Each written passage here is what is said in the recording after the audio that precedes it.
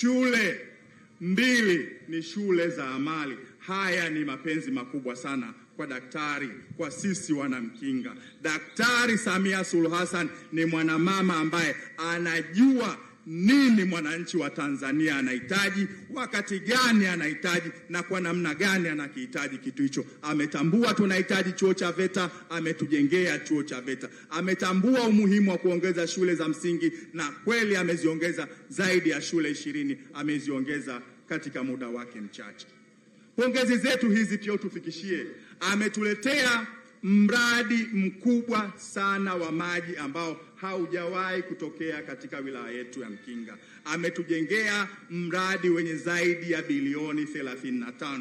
Mheshimiwa Waziri Mkuu, kwa sababu tu ratiba yako ni finyu, lakini naambiwa siku 2 au 3 zijazo maji yataanza kutoka katika mradi huo, mradi unaokwenda kuwanufaisha zaidi ya 50% ya Wanamkinga. Kwa kweli tufikishie salamu zetu za pongezi, tufikishie shukurani zetu za kuridhika na utendaji wake wa hali ya juu. Mheshimiwa Waziri Mkuu, Waswahili wanasema mwisho wa kushukuru ndio mwanzo pia wa kuomba.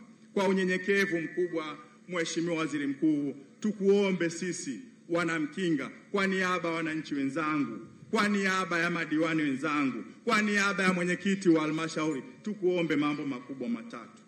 Jambo la kwanza, Mheshimiwa Waziri Mkuu, tuna kidonda sugu, kinatutafuna, kinatuliza, kinatuumiza.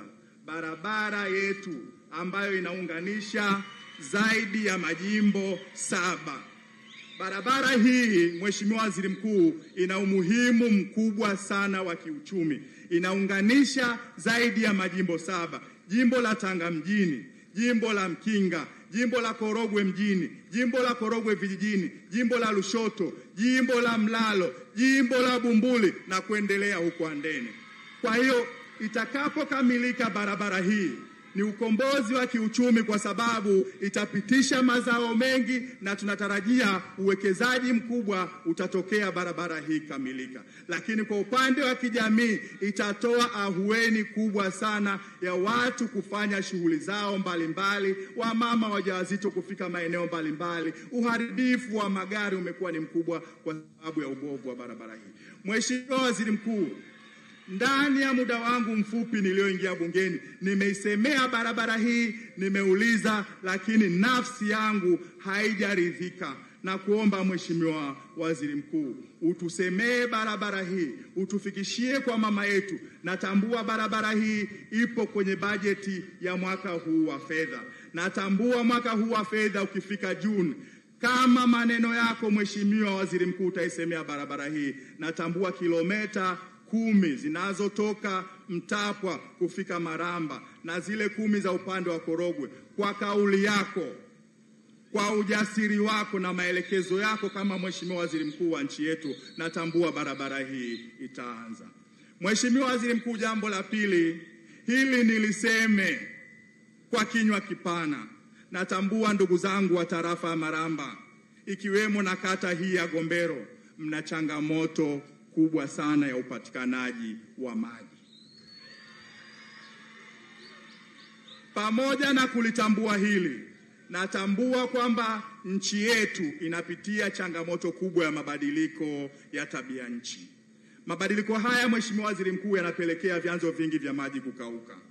Nimekaa na waziri wetu wa maji, ameniahidi watahakikisha wanatafuta vyanzo vya ziada, watahakikisha ikiwezekana na Mkinga inaunganishwa katika mpango wa gridi ya maji ya taifa. Kama haya yakifanyika, Mheshimiwa Waziri Mkuu, ndugu zangu wa tarafa ya Maramba, ni waahidi muda si mrefu kilio hiki cha maji mtakwenda kukisahau. La mwisho, Mheshimiwa Waziri Mkuu, tukuombe, sisi watu wa Mkinga tunapitia changamoto inayotokana na wanyama waharibifu wa tembo. Kata mbalimbali zinakabiliwa na changamoto hii. Natambua juhudi mbalimbali zilizofanywa na wizara yetu ya Maliasili na Utalii. Watu wamefidiwa, juhudi zimeletwa magari, Kambi imewekwa kule Mwakijembe, lakini ikikupendeza, kupitia wizara hii tunaomba tuwekewe ofisi maalumu ya TAWA itakayoweza kudhibiti na kusimamia wanyama hawa waharibifu kwa upande huu wa Bwiti kwenye eneo la Mwanyumba au Mavovo. Mheshimiwa Waziri Mkuu, nimalizie tena kwa kusema tunakushukuru sana watu wa Mkinga, tunakupenda na tuna imani kubwa na serikali yetu ya Jamhuri ya Muungano wa Tanzania inayotokana na chama chetu, Chama cha Mapinduzi.